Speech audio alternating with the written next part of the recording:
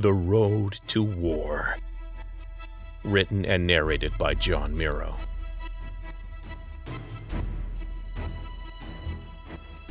Get more at servingworlds.com. 41. Willard flipped the tender around and handed docking control off to T5's onboard computers, leaving him to stare out the cockpit at the massive shape of the Alliance flagship nearing.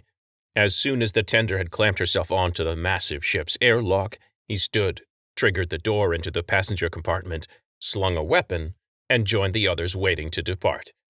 Time to step.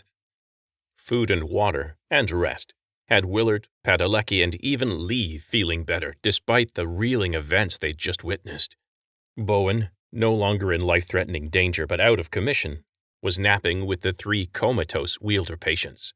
The doctors would stay with them, all except Mantell. She was coming with. There was just no way Willard, Lee, or Padalecki were letting that wacko out of their sight until she was under lock and key. Willard put a hand under her armpit and yanked. "Upsy-daisy, Doc." Mantell smiled. "You've brought me to return? Lovely. The accommodations are a step up from Ryson, and no one is trying to kill me here." Willard spun her around to face the airlock at the back. "I wouldn't count on either, Doc, not once we spilled to Council you didn't shut down the override when they told you to." In answer, Dr. Mantell leaned in close and in a sing-song voice whispered, "Pay grade." Willard ignored her, looping 2 zip ties together and tightening them hard around her wrists.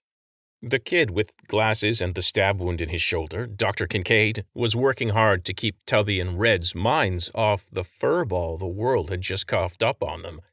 They still looked like shit, but thanks to Scott Kincaid, at least they weren't curled up in a ball. He couldn't blame them for losing it. He remembered what it was like to be plain old folk. He would never have put on a uniform and risked his life if it hadn't been for his wife and his brother-in-law and a little thing called Civil War. He was as surprised as anyone that the uniform fit, and more surprised than most that the Alliance wanted him to keep flying for them after the dust settled. He hadn't blown the opportunity when it was passed to him, another thing that surprised him, but he wasn't going to waste what Li Zhang's ultimate sacrifice, or so everyone had thought at the time, had brought. Tubby and Red hadn't gone through a years-long trial by fire. Maybe they were highfalutin doctors, but they were just scared now. And even though they'd gone along with Mad Mantell's mental plans, they weren't monsters, just confused and in need of protecting. In other words, they were civilians. Willard watched Lee kneel beside Padalecki and turned away, ignoring the murmured words meant just for her. The captain had taught him, you always took time for your team before a mission. That was Zhang's strongest rule. The team could bleed for a mission, but there was no mission if command didn't bleed for the team. Yeah, that rule was Paladin. Phoenix now. And Willard had to admit it was a pretty badass call sign, and it fit a guy who came back from the dead. Padalecki gave Lee the ghost of a smile, and they both stood. She walked to Tyler's mech, placing her palm on it and bowing her head. Lee stepped next to Willard as she said her goodbyes. "So Jake runs a battalion now?" Lee asked again, still incredulous. Willard nodded. "Right hand to Noelle Carson. You remember her, don't you?" Lee did remember. He remembered pulling Captain Carson's body down behind his a moment too late. And he remembered blood spraying out of her chest a moment before the bullet entered the back of his head and everything went black. Lee nodded. "Yeah, I remember. You were right to do what you did. She's good people, Cap." The tender pinged Willard's implant. Docking complete. Pressure seal good. "Ghost even likes her," he said casually, reaching out and tapping both inner and outer airlock doors open. "Ghost doesn't like anybody," Lee retorted automatically. There was warmth in his voice. Willard was glad to hear it. "Sure I do," deadpanned a familiar voice on the far side of the lock, and Samin limped up and smiled into the tender. "I just never liked you, asshole." This was mass murder. Colonel Kapoor was visibly shaking. The cloak never had a chance. Gasps came from all around the table as more of the council members reviewed the footage playing on their implant and realized his words were the truth. "Can I trust Information Division to get to the bottom of this?" Ashland taunted Maxim Costa. All eyes gathered around the smoking ruin of the council chamber table, swung to pierce into the Information Division leader. He forced his shoulders back and barked manic, nervous laughter. "There won't be any investigation now, Admiral. I think you can see that." "Not another word," barked Vice Admiral Card. Max smirked at him. "Don't worry, Joe. I just blasted the worm ship-wide. She'll play ball, and if she doesn't, we'll just—" The crack of a small pistol in Card's hands drew shouts from around the table. Blood appeared from a small hole in Maxim Costa's forehead before the body, lifeless, fell to its knees and slumped to the side. On Card's right, the Chief of Staff Benjamin Atta lunged for the gun. 2 more cracks from Card's pistol and Atta fell too.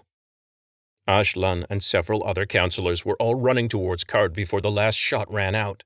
Her implant chimed. With a system update she ignored and kept charging. The smaller but quick Commodore Kagan got the gun away from the man. Ashlan watched it spin across the table and returned her focus to the 2 grappling men. A wave of disorientation hit her and she staggered. Her implant had accepted a new update without waiting for her authorization. She couldn't worry about that now. She had to get her head back in the fight. Kagan was tougher than Ashland would have ever expected.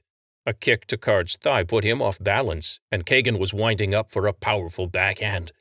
Mid-fight, Kagan's eyes went unfocused, and he looked as confused as Ashland had just felt.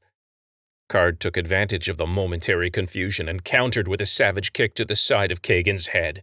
The Commodore collapsed on the shattered table unconscious. But Ashland was just steps away now. Other council members were scrambling close as well, circling behind Card. Card saw and yelled, "Stop!" Ashland skidded to a stop. Every council member stopped in place, looking as bewildered as she felt. Card looked around panting. A leer grew on the ugly slit of his mouth. "Right, now sit down, all of you." Ashland's eyes never left Card, but her body immediately dropped to the ground. Everyone immediately dropped to the ground. Card alone stood nodding with supreme satisfaction. She hadn't meant to sit down. Why had her body obeyed his words? She remembered. The unscheduled implant update. "What have you done?" Ashland whispered, aghast. "Oh, stop talking." Card stood in front of her, dabbing at a cut on his eyebrow with a handkerchief.